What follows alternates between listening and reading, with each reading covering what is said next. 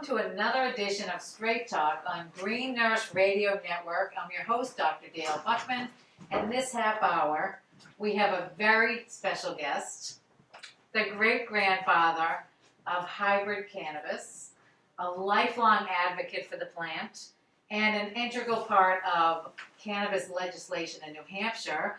Welcome the effervescent Rick Naya. Hi everybody. Welcome to the show. Thank you for having me. And today, I'd like to talk because you're such a strong advocate, and for so many years, talk about the climate in this country right now. I think right now our nation is growing exponentially in the cannabis movement. Just as recently as last week, the new Attorney General even came out to state that something has to be done, and I think the movement thought it was in a negative sense, but from what we're gathering, it's more of a positive sense. The teeter of the totter, so to speak, has already gone past balance. The federal government's aware of that we've just passed, the hemp legislation, so hemp will be coming out to the future, which means this is going to open up avenues for banking, insurance, as well as additional jobs and other industries surrounding the hemp industry. Now, as for cannabis, as we know, the medical has expanded exponentially throughout the nation, and as we see, it almost, and if not, every state has some form of legislation going on for medical. Yes. And that industry in itself has grown so fast that we talk about it, you and I, about how quickly things are growing, but we're barely scratching the surface. We see these, we consider these mega companies getting involved, but there's very few mega companies that really have gotten involved, and the ones that have are having a struggle just keeping up with demand, and we're finding that out. Here. Yeah. So, even just here in Massachusetts. Massachusetts has lines everywhere you go. Hours and hours people are waiting, and the problem is they have recreational and medical, and the medical is suffering because the recreational stores, they're getting all the product, and now when you go to the websites, and patients are calling me all the time, they ran out of everything, they're not getting it back in, because they're focusing now on the recreational, and that can be a problem. That's what happens, I think, when we see the guise of the medical programs around the nation. I hate to call it that, a guise. Most people understand that cannabis has been around for 20,000 years. It's been a holistic remedy for sources from every ailment that you can possibly think of. Now, let's classify it as a medical program. Well, we have an illicit black market going on. We have a medical market going on. The medical market has to get illicit product to make a legal product. And then what happens is that they all start growing different variants and different varieties, and they go through it like a shake and roll. They try to find which varieties produce the most return of their investment, or what I call ROO, return of oil. So they start with all these different varieties, and then end up with 30 varieties into 10 or 12, which are the most producing or productive variants for them. So what it doesn't do, it doesn't target the individual patient. Right. So cannabis is unlike petrograde chemicals or a prescription from a doctor. They make them all the same. There's so many milligrams, you take so many milligrams per day, and they think that that's how everybody's body works. And we know that that's not the case. All of our bodies acquiesce to chemicals and nutrients very differently. We, as I say all the time, have a symbiotic relationship with cannabis. Not only do we produce cannabinoids endogenously within our body's organs and systems to help protect and keep a better sense of health and wellness, and I call it the orchestrator of our organism's balance. Some are deficient. Some need more orchestration or assistance in that orchestration. That's where added cannabis or hemp CBDs help acquiesce our bodies to bring more stability to our organs and bring us a happier, healthier lifestyle.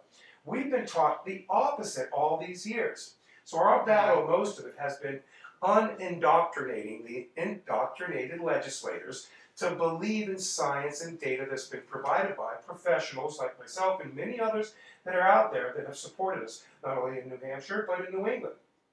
I feel very fortunate that being that I was involved in the music industry and that I was out there in festivals, and I got to meet a lot of people and doing things in the right manner. The cause. We called it the cause years ago. Are you in the cause? Because we didn't want to tell anybody you were in the cannabis industry because it was like, oh no, you're in trouble. They're going to call the cops. They're going to rat on you. So we've had to be very, very, very careful. But it took people like one of my old partners, Tom Brown, who had a vision. We need to step into the arena. Come arrest us. Who cares what's going to happen? They can only arrest us. And that's how we thought about it. Hey, what are we going to do? Go to jail for a day or three or a week or a month or a few? Who cares? But we're sending a message. So we kept sending the message. I believe I was blessed to be able to do it at the state level, at the state house level, to be able to communicate with legislators, with senators, and with our governors. Many of the events I've had, we called upon them to come and speak to help support the cause. And again, the movement throughout the nation is teetered.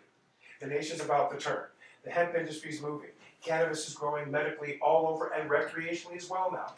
It's the billion-dollar industry. Yeah. The thing that we haven't really considered are the peripheral industries, the out-of-the-box things that are not really directly associated with growing it or making the oils or the medibles or putting it on the shelf, but the packaging, the labeling, the ink company, the box company. Commerce, There's right? so much commerce going on with just a package. Just one little package that it goes into. A lot Then of you consider jobs. the cartridges and the rubber pieces. This affects our entire nation, and it creates an abundance of new technology and advancements for whom? The youth, the young kids who are yearning for opportunities in a legitimate industry. We're bringing that to the nation now. And I'm very excited about the promise that we have here in New England and throughout the nation. I'm just so excited. It really humbles me very much to see the youth out there taking a forefront position. And what I really like to see, as we go to our big events, you know, there's a lot of big shots out there with big money, big boosts, you know, $50,000 boosts and the big corners, and they're really bringing it up to the forefront. And then you get Johnny PQ in the corner, and he's got his $500 banner, and he's got his $500 tent, and $200 table, and he's out there selling his product too. So it isn't just one industry for one company, it's available to all people. At every level. Right. Right. What I call it, it's reduced the socio-economic damage that it created with a failed drug war. Right. And when we can get past the fact that we had to build prisons to put people in of color, minorities, and ruin their lives for years to come, and now we talk about not having places for employment. We talked about our unemployment rate being so high in our nation. Well, what started happening in Colorado, California, Oregon, Washington, Nevada, all of the states that started to legalize, Michigan, Massachusetts, it started a socio-economic change. People who once had records and lives room were getting their information expunged, and they were able to get back out and become again viable members of society and not feel that looming umbrella of the law or darkness of a failed drug war. So again, we're moving. And I've seen this firsthand. I used to work in a prison as a medical provider, and all these young kids, my son's age, they were there for cannabis offenses. It's a fact. Not selling, but smoking, getting caught. Then they get out, and then they get caught again, and now they're in medium security, and they're not in minimum anymore. I mean, their lives are ruined. Emphasize one of our state representatives, Rennie Cushing. I'd like to give him credence for a lot of the bills and rules and things and efforts that he does in our state. But he came and said, made a very good point today in a comment that he posted on media, that when we as a society look at people who have a drug addiction, whether it be an opiate one that was induced by a doctor, or whether it was from siblings or family members or a community, what it really comes down to, it isn't anybody's right or moral anything to judge a person who may have gone through a trauma, who have experienced a rape, who have gone through ills in their world, who chose to use a drug to escape their reality. Now, to be arrested and throw that person into prison, and to think that that's going to help them and the community, because, oh boy, they were doing drugs by themselves, and we caught them with a little bag of this or a little pooch of that. So 65% of citizens in this country favor legalization, although not 65% are using cannabis, but it has become a part of the political landscape. I agree with you, and not only that, in my state, New Hampshire, we're coming to find that at the last debate that we had with our governor and Ms. Kelly, that he was ranking up at about 87%. She was down at like 27 or 37. And the evening of the event, before the event, he claimed that he was going to veto cannabis. Before the event started, her ranking almost matched his. She almost equaled his over the statement. Now, he's continued to step up and say that he wants to, go against cannabis, he wants to keep it illegal, and so forth. But it's like I keep telling people, he's on a ladder that's already falling off a building that's on fire. Where's that ladder going to go? But down. He needs to understand the will of the people of New Hampshire And our state's motto, to live free or die, is at hand. He must adhere to the citizens. It is now over 70% of the state of New Hampshire wants cannabis legal for recreational use, let alone medical. It's time that the governor listen and heed to the people. If he thinks that the Republican Party is going to survive this and he chooses to veto it, he will be overridden this year. The movement is on. It's enough. New Hampshire must move forward, and it's clear that we're moving in common sense. So it's time for New Hampshire to move forward and to get involved with this exponential growth as we are here in Massachusetts and throughout New England. And I think, again, 65% of the nation is stating that they want it recreational legal. It's over 78% want it medical. Right. So it says a lot. And I think that the new Attorney General, with the statement by saying that we need to reevaluate how we're going to go after this, I think it's a big resonating sound. And again, with the hemp being legal now, it's going to open up the industry for insurance, for banking, and a myriad of different things. So cannabis being its cousin, how much further away do you think that's going to be? It's going to be rescheduled very soon. It has to be. The world body, in fact, a month ago, got in session, was going to come out with their recommendations, and do you know that they haven't come out with them yet? They haven't released them. And the reason, I believe, is because they're waiting for America to get in line with some of the other nations around the world who've already legalized it medically, recreationally, and to get their ducks in a row. So this little jostling about having hemp now, that's fine, but they need to allow cannabis its proper place in history. Yeah. In fact, I think, just by law and what we know, the federal government should be sued for the lies. I mean, this is a tremendous lie that's been perpetrated on humanity. I mean, they do have a patent. And so that's almost an admission. Not that one, it's many. Right? The admission, in fact, when the Freedom of Information Act became available, I was one of the first to find that and share that with people. And they thought I was out of my mind, and I'd say, no, come look, I'll show you. And as years progressed, like 6 years later, it ends up on Google. And, that's 10, 12 years ago that it's been on there. And you can go anywhere now and see it. So when I talk to people who don't believe, I say, let me show you. Yeah. You're educated. Just read what the patent's saying. When you see that it's saying regenerating brain cells and transponders, that is a critical thing on this planet. It's telling you that it's taking a cell and helping that regenerate that cell to do what it's supposed to do. So let's consider these children's. Right. Let's consider Alzheimer's, autism. Let's look at the problems that have been created with vaccines. Yeah, that's big. There's a lot to be said about it. Look at all the medications and the pharmaceuticals that are changing our kids' brains. Oh my goodness, and the prescriptions that they prescribe them on a regular basis. Every single day, Adderall for one, which is meth. It's crystal meth in a pill form to give to children legally. And they stay and read it. And exactly. That it's good for the kids. It will help. It will improve their focus. It will help them do better in school. It'll help them get into better colleges. And then what happens is they get addicted to that type of method of thinking, and then as they get older, it's not the same. But is it changing their brain? Their brain hasn't even finished developing yet. We're have destroying it before they have an opportunity. Thousands and thousands and hundreds of thousands, and we're the only country doing this with this type of medication. That's correct. If you look around the world, medical bodies around the world don't have half of the drugs that we prescribe to our citizens.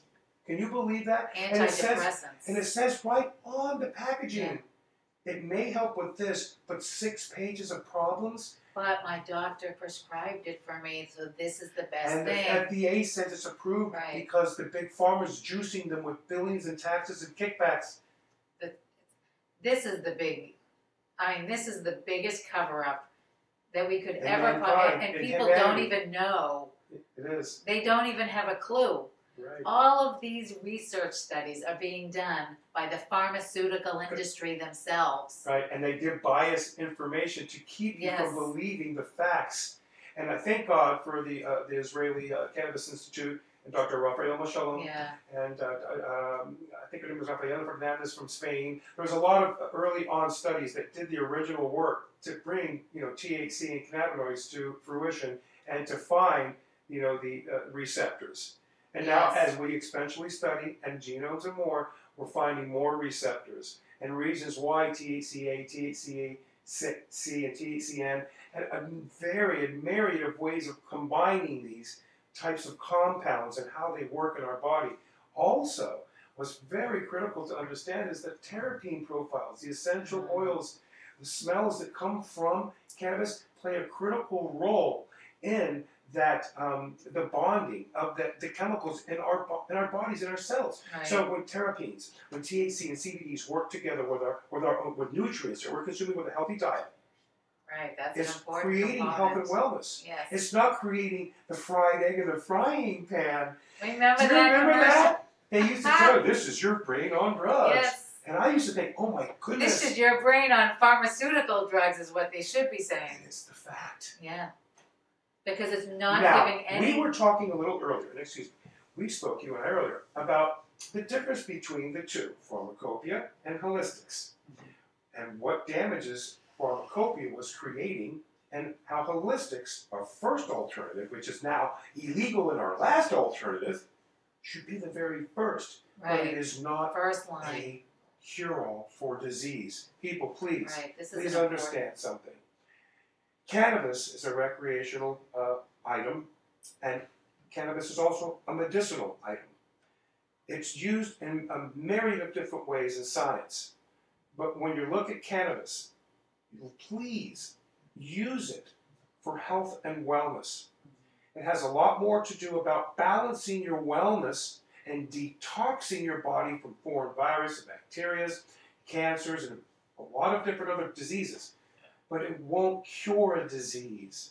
If you have diseases that are fatal or you have serious pains and feelings, please go seek help. Don't think that just smoking a joint is going to solve it. Perhaps you need a higher concentration of a different form of drug for the type of problem you have. So please always seek a professional for guidance. Don't think that cannabis is your wherewithal and it's going to cure me.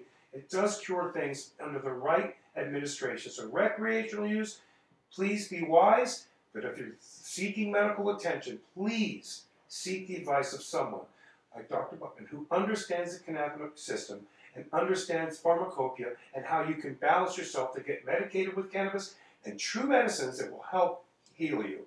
Please do it wisely. Because they can be used together, and I think people often don't think that they think I have to choose between cannabis and pharmaceuticals, but in fact, many people take them together. Okay.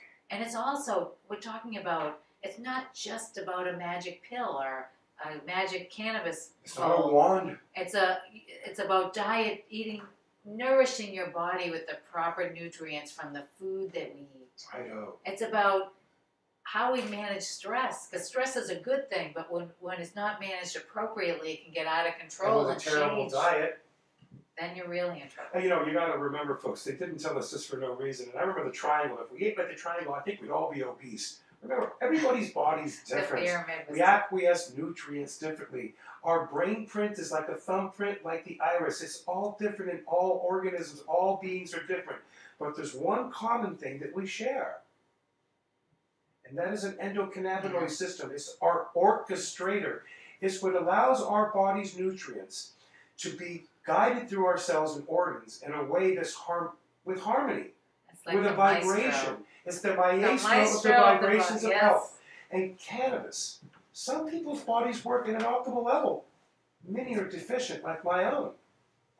And I use cannabis to help bring me this glow, this happiness, this state of being that shares compassion and love, understanding. And another thing too, the fried egg thing, I don't think I end up pretty, fried. In fact, I'm a little bit more astute and more prolific than most legislators and even doctors and lawyers. So I think I find it rather odd.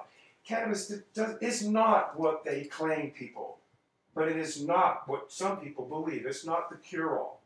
It truly is not. It helps with health and wellness. It can kill cancer. It can help with a myriad of different diseases, but it's not something to be toyed with. Please seek professional medical attention when you do have something, and then ask your doctor. Be open and honest with them. Yeah, They'll it's tell you. important. Yes. And you know, it's not all about getting high like everybody thinks. It's the lazy stoner on the sofa doing nothing with your life. It's a prevention and wellness Exactly. We for talked many about that people. earlier too. Yes. Not only health and wellness. And a lot of people ask me, what's it like, what's the euphoria? What is euphoria? Well, it is nothing like drinking alcohol, I can assure you of that. And it's nothing like doing any nitrous gas that makes you giggle and laugh. It's nothing like that, folks. Really, when somebody consumes cannabis, what begins to happen is our body, our white blood cells and our red blood cells and our body starts pumping this through our cells. And then it's actually like scrubbing bubbles. It activates our cells. And it tells the cell to clean itself and to shoot it off into our bloodstream to help go attack viruses, bacteria, or bring wellness and balance to areas of the organs that might not have it. So some bodies work optimally, others don't. Euphoria comes from a heightened level of white blood cells doing their job. So this happy feeling you're feeling is your scrubbing bubbles doing their job throughout your body, and you feel really good about it. Some are so intoxicating, some of the indicas, yeah, you will end up asleep and you will relax and get very comfortable, and others bring you a joy and happiness. So again, cannabis, the Scrooge ball, I highly doubt it. It's actually, it brings the most beneficial sense of well-being to our body's organs than any plant known to man. Yeah. Yes. Okay. And with a good diet, like you said, and good nutrients and vegetables and fruits and a good healthy balanced diet. Getting out there, and it helps a lot. No hydrogenated fast, stay away from carbs, try to anyway. Try to go as clean as you It's all part can. of the whole spectrum Farm of to good table. health. Yeah. Yep, I had a very lovely person to teach me a lot of those things, yeah. And when we just use it, you know, I myself get a little concerned that, because I hear a lot of people say, well, this is my medicine, and they vehemently, but they don't do anything else, any of those other things that help contribute to good health. Just a brisk 20-minute walk after a meal. And I think it contributes, it contributes to good health, but It takes using the it as a individual. crutch Right, is I not a good agree thing. with you. Now that's a very good point, yeah. and it's very well taken. You know, a lot of people, I think, throughout the past many years, used to think, hey, yeah, we're going to smoke out, hang out, we'll veg out, drink a beer, smoke a joint, and just, you know, and it's all good. Next thing you know, they're couch potatoing, and that's cool, surfing on, and they're playing their games, and they're getting a little lethargic, and they're starting to put weight on, and they're eating junk food, you know, getting the munchie madness, and before you know it, they're getting a little bit overweight. And they're not feeling it, but they're still smoking weed. They're in there, but they just don't have that same enthusiasm, spark anymore. I think that to judge others for using cannabis and categorize them as couch potatoes is kind of an opposite. In fact, it's not. That's an individual choice. When you look at the people who use cannabis, now on studies that have been done, in fact, they are the most successful. They have money in the bank. Their children go to college. They have cars. They're some of the most productive people in our society. So to judge people for using cannabis through the indoctrinated message that were given upon us, now is working the opposite. That was like when the gays came out and the LGBT. All of those movements are just like this one. If you shun on cannabis now, you're the problem. Political correctness now is stating, if you're against cannabis, you're the problem. We want to have a society that's happy, not repressed. But a lot of opponents are saying that the increase of mental health conditions in this country is directly related to cannabis use. Okay, the biggest fallacy in the world. And I just read a report, I think you shared something with me earlier. A doctor came out and put this on public notice, the schizophrenia, so on and so forth, is being called. Ladies and gentlemen, anybody in the audience who's watching now, if you find a doctor that states anything like that, and he's your doctor, it's time for you to find a new one. It's people like that that are perpetuating the petrograde chemical fallout and the disasters that has caused so many people in our nation. It's caused genetic malformities, it's caused genetic propensity issues, it's caused a number of malformities. Petrograde chemicals and doctors are there to mask a problem. Holistics begin within your organs in organic fashion. Yes. Petrograde chemicals come from gasoline, crude byproducts. I don't consume them. I use everything that I do holistically, from the farm to the table to the cannabis I consume, all organic, all natural. Everything I use and put in my shrine is to benefit the shine. Because you can't shine when you're on poisons. Yes, I love that. You see the masky gray people have. They're productive, but look at their health. They don't look well. And look what we're doing, though. So they're in this mental health, the increase in mental health conditions is in the 18 to 25 category, and it's no coincidence that we're indoctrinating our children, our teenagers, our college kids to believe that regular everyday stress is equal to general anxiety disorder that needs to be treated. And every day, like, I'm missing my family, my life has changed. They call that clinical depression, and you need a drug, and honey, you'll feel better if you take hear that, this. people? This is what it's like in the medical field. Here's a doctor in this industry telling everybody, please be aware. They're labeling people who, listen, like you get divorced, you get depressed, you're sad, you go and say, look, I'm a little sad. Hey, you need to take this. What the hell? Why don't you go work out, run around the lake, go swimming, exercise, Get out in the sun. Meet people, get a vitamin dose of the sun. Yes. Change your diet. Get off your bums. Do something with your life. Don't think that your organs are going to do it all for you while you sit here. You need to work them out. They need to pump the fuel through your organs to expel the toxins. That's what you need to do. Get a well-balanced diet. Get a little bit of exercise every day. Get out with your friends. Get out in the sun. Share your lives. For people that sit around, well, don't mope anymore. Don't say that cannabis made me depressed. That's a fallacy. It begins with yourself. Get up off your bums. Get out and get an education. Educate yourself with the dynamics of nutrients, food, and health and exercise. We've been taught this all of our lives. So if we just stick with a nice little balanced diet, get a little exercise, smoke a little cannabis to detoxify, enjoy a little cocktail once in a while, hey, what better life could you have? Right. You don't need petrograde chemicals to destroy your organs. Again, holistics, farm to table, goodwill balanced diets does a lot. And if you're having a little depression, or you're feeling a little down, situational depression does not require medication. No, maybe just talking with somebody. Having a discussion with a friend. Do you know what the greatest disease in the world is? Does anybody know? I'm going to tell you what it is. And I'm going to show you what it is. It's this. It's a smile. A smile is the most infectious disease in the world. I thought you were going to say loneliness, because we have an epidemic of loneliness in this country. Well, there is, but to smile at others who may be lonely could change their life. There we go. So the most infectious thing a person can do is bring a smile. So bring smile, the light. everybody. Yes, I would say bring my shield of light and my sword of love. Yes. You know, to protect cannabis, to smile. I have been through so much adversity, snickered and laughed at, rebuked. I've had scientists come with data and all this other biased information. For years I've had to go and find real science and real research and bring it to them and prove to them, where did you get that information? That came from the Federal Department of Drug Abuse Council. They paid to have, of course, they're biased. What did that come from? The chief of police. That came from the police. Where's the science? Well, we don't really have any science. Well, here's one. Read this. And now here's the facts now. 10 years of that, and we're almost there. It's coming full circle, right? You think in a legislator, you think it anywhere, if you were going to be elected as an official, you take a sworn oath to uphold your constituents and the voting citizens' rights. When 68 to 74, 4 or 5% of your state saying something, you had better act. Yet they continue to run a biased law. I mean, this is just hideous. New Hampshire, it's time. We're coming. We're going to change it.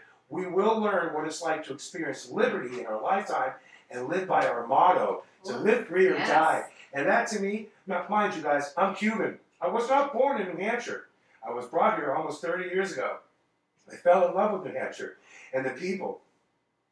Staunch, conservative, hardworking. They'll give you the shirt off their back. Stubborn as all heck. But boy, I tell you, I love them. And they believe in me. And they believe in this mission that I've taken upon myself.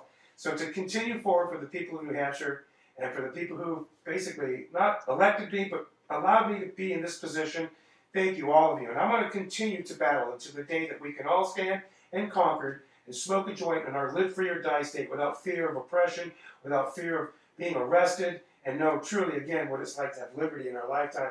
It means so much to me, you know. That's great. It means a lot. I'm born on the 4th, you know, the 4th of July, and I'm one of those kids, you know, I've always believed in politics. And to know what it's really like in politics is scary, and to have stayed away from it for so long, and to have been involved in it, but not truly at the level that I chose or that chose me.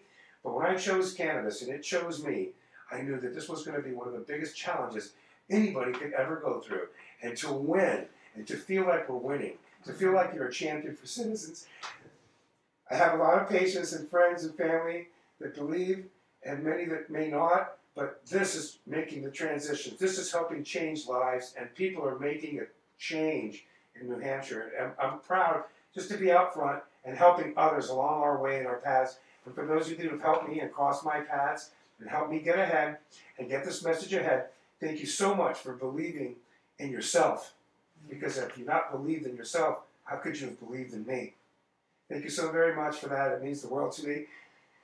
And I'll continue doing what's right for all of us. It's just a blessing. It touches me. So I get emotional. And cannabis is part of me, and it's part of all of us. It just so happens that it called me at a spiritual level. And to be called by cannabis, to champion it, it's not easy. And I share that with a lot of people. I wouldn't wish all the smiles and the hooplas and the fun, and you see me, I'm out there, but there's a lot more that goes on in closed doors and settings that are quiet and private. And a lot of deep, fervent prayer goes into manifesting the will that is not mine. It's the will of others. Yeah. And to bring that to light, through the light, in a conviction, in a manner that's proper and educated. That's what I'm there for. And it's a great feeling. You know, there's a lot of people that are watching that feel the same way that you do, but they just don't know where to begin. Like, what can they do? What are the small things that they can do to help to push this forward? I get this question weekly from people. And you know what I tell everybody? Do like I did. Find your congressman, find your senator, find your legislator. Call them.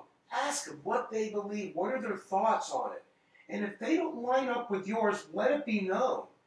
And if you're going to change, follow what's going on. If not, make the change yourself. Create a 420 banner. Go to a festival.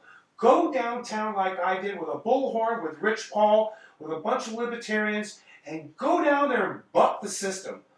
Make your voice be heard. That's all I've done.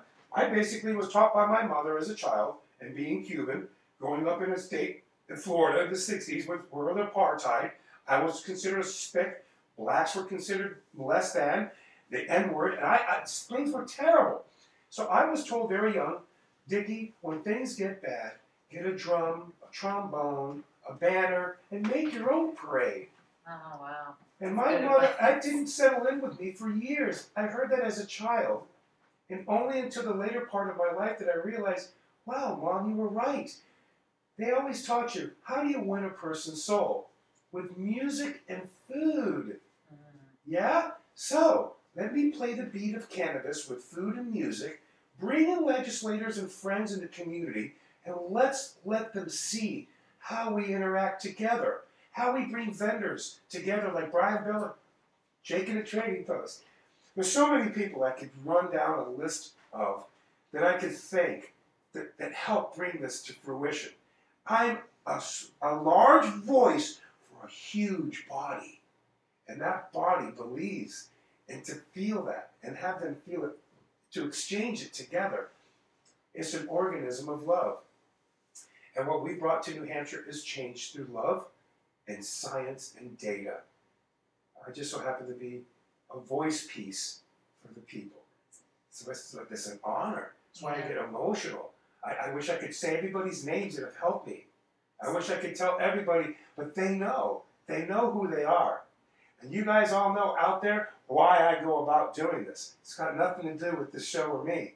It's everything to do with you guys and what you deserve and what we believe in each other, that out of many people we become one. And together we can make change. See how I get emotional with that? Because I feel it. I live it. I know it. I've been doing this for 40 years, and I'm at a point that finally, we're this close, people. There's no more gap. Soon, New Hampshire will gather at the State House with all of us, and we're going to be able to say we did it together. And I can't wait to feel that feeling with so many thousands and thousands of the state citizens who believe. It's such an exciting feeling, you know. And the dubbing of the great-grandfather of hybrid cannabis, I want everybody to know, that was a blessing. This just happened. I didn't know. You know, they found out chromographically that it was something I happened to do 35, 40 years ago. And it's just a cherry upon one of the Sundays in life to have that crown, to say, wow, I was the first ever to do something, and I never knew about it. It's so just, tell us, because people watching may not oh know. my God, yes, I get emotional. But anyway, Yeah, I got the great-grandfather of hybrid cannabis, Jose Conaway Rosado from Greenwise TV, had done some studies throughout the nation and did some chromographing and a lot of work gone into it. And he reached out, and then somebody saw something in THC Farmer. And there was a write-up about Gainesville Green, and I started reading. Somebody said, "Hey, Rick, they're talking about your weed." I'm like, "What? Come on, man, that was, you know." And there it was, page after page of stories. But none of the stories were right. Little bits and pieces. It wasn't the truth because it wasn't. And then I let it out. I ran it by. And then they called me and they had some questions that needed answers to because they didn't have the answers. And they were trying to set me up for a lie. And I flipped it on them. And then I spilled it all on them. And they almost lost it. Like, "Oh my God, it's him." And they said, "We'll get back to you." And then a few weeks later, he called, "Mr. Naya, are you sitting down?" I said, "Yeah, why? What's up?" He goes, "Dude, you're the great-grandfather of hybrid cannabis. You crossbred the very first international weeds ever in America. Dude, Wow. you're famous." I went, "Get out of here. Would you knock it off? Dude, I've been an advocate and smoking weed my whole life. I've been growing and designing cannabis for so many years. I got so many friends that won cannabis cups from the work that I've done. Are you kidding me?" "No, Mr. Naya, for real." And so be it. Now I'm considered the great-grandfather of hybrids, and it's a great honor.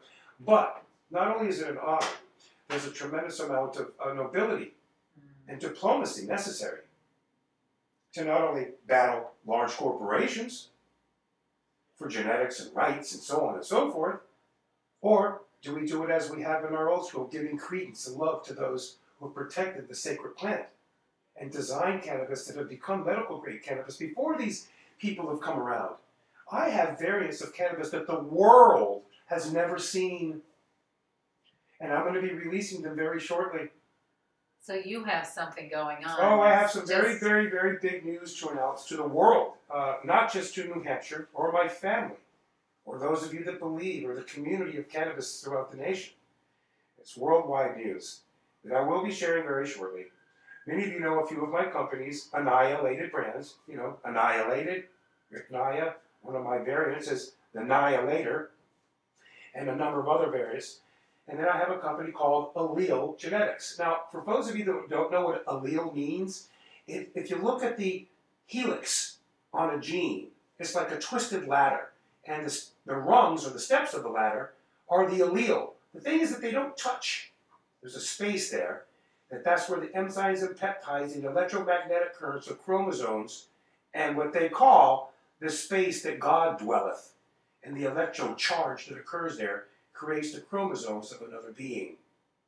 So we're learning with my companies at Allele Genetics, and I can't share the other names right now, but there are 3 other companies that we've just merged with that we're going to become one of the most technologically advanced, scientifically advanced grow facilities in the nation.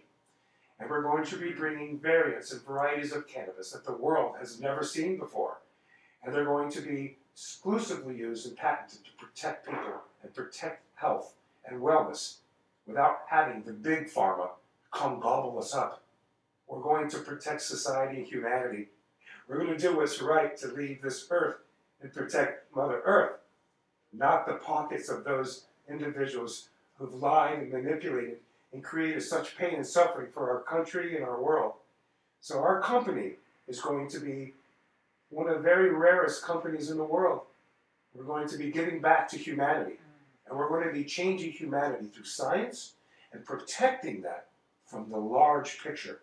We're going to protect humanity.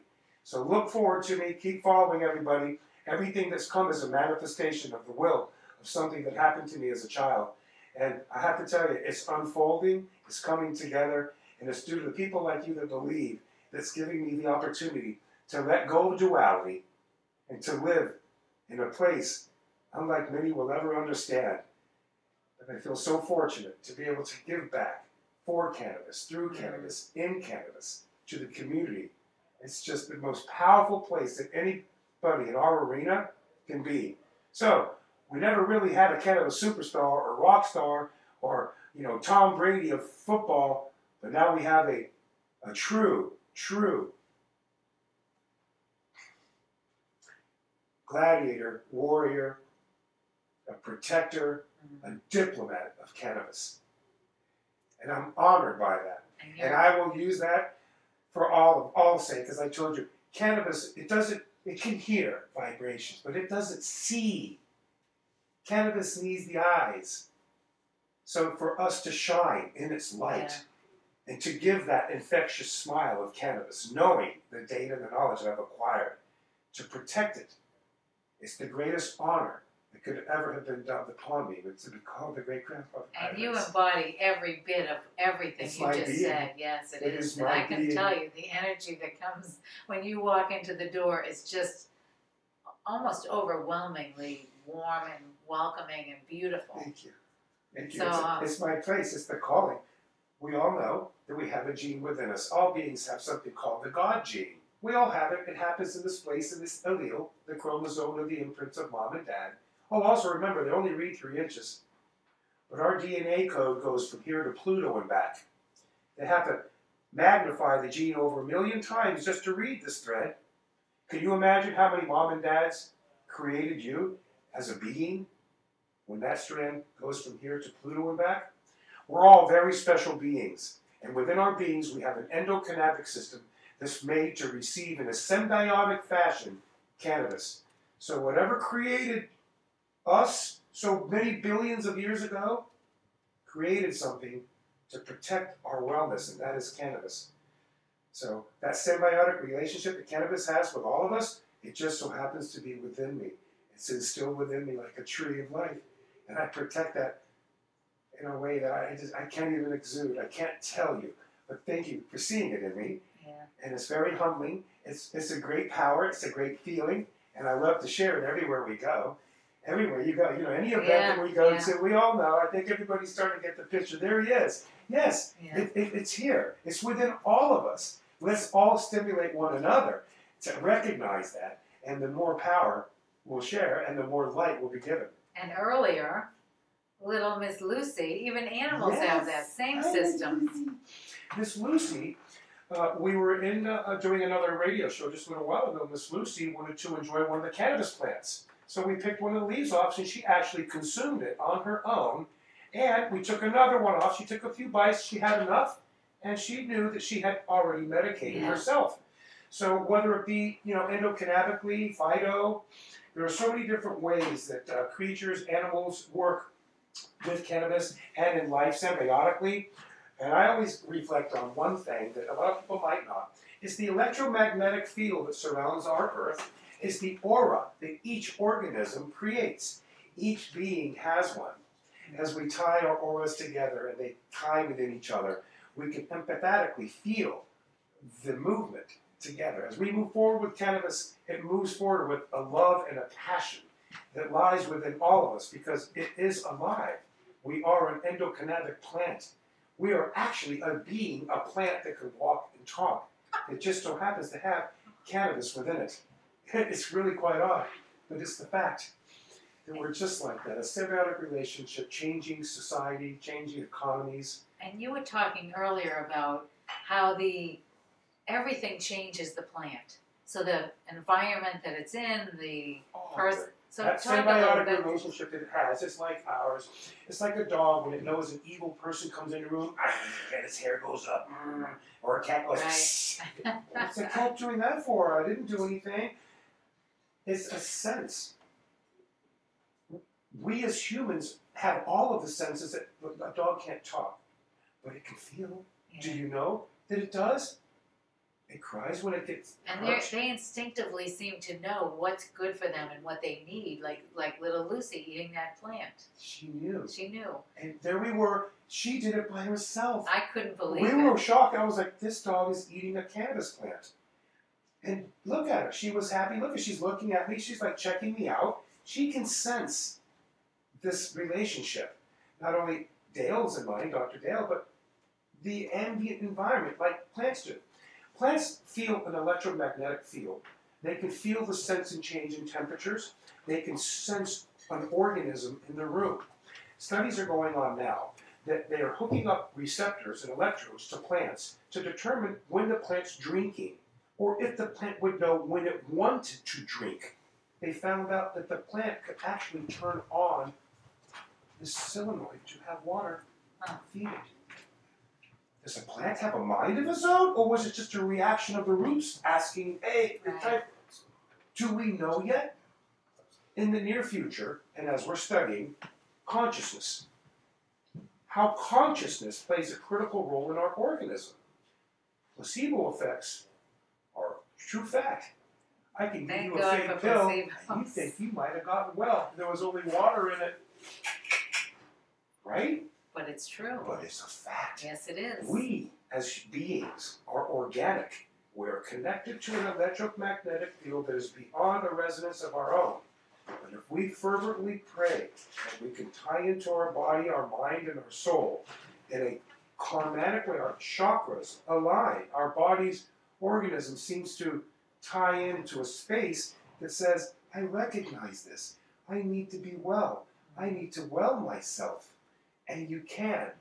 I've been told through medical science, many people can cure themselves just through psychic measures and prayer. And we just need to listen to ourselves and listen to what we need, what our body is saying to us. Right on. Isn't Right? that the fact? And open up to the universe. Now, for those of you that grow cannabis, we're talking about that relationship and how an electromagnetic field and the lights and the pumps, and we're finding out now that intuitively, plants are intuitive. They can sense what's coming, what's happened, what you're doing, if you're going to feed or not. Plants are emitting a field that soon they'll be studying in depth, as they are with us. You know, they wire our brains with all types of electrodes to determine what it's doing, and they can put it on screens, and you can see things that, Right. oh my goodness, they're starting to do that with cannabis plants. And I want to share, again, symbiotic, there is nothing in this planet, in this universe, or all the universes that we understand that dwelleth and live within us already. It's an aid to our organ. It's the orchestrator needing a drink. It's the fuel of the orchestrator of the organs needing its Gatorade. It needs to be cleansed or have its wax or plaque removed. Yeah. THC and cannabinoids help remove those plaques from the orchestrator so he can be limber and move and orchestrate those enzymes and peptides to the cells and the organs to be healthy and nutrients. So it's really quite something to consider cannabis being the orchestrator of our endocannabinoid systems, health and well-being. Biopsychosocial spiritual healing. Bingo. Yeah. And that's it. Right. That's it. And with that, I'm sorry. And with We're that, out of everybody, time. what a great show. But What I a want great to keep time. you here for another 3 hours because I could never get enough. I'm so happy Listening to to be you, here. I'm so- so blessed to even be part of a movement that the youth and those of us who are educated and growing into the industry, how we're doing it in a way She's that, saying, that's it, folks. yeah, you know It's that we're time. doing it the right way, aren't we? Yes. Thank you for sharing the love, So thank everybody. you so Peace. much. God bless you. Follow me on Facebook and Instagram, and you'll see what's coming up in the very near future. And this is Dr. Dale. We'll see you next Wednesday at 8 o'clock on Green Nurse Radio Network. Thank you. Bye. Lucy. Yes, Miss Lucy.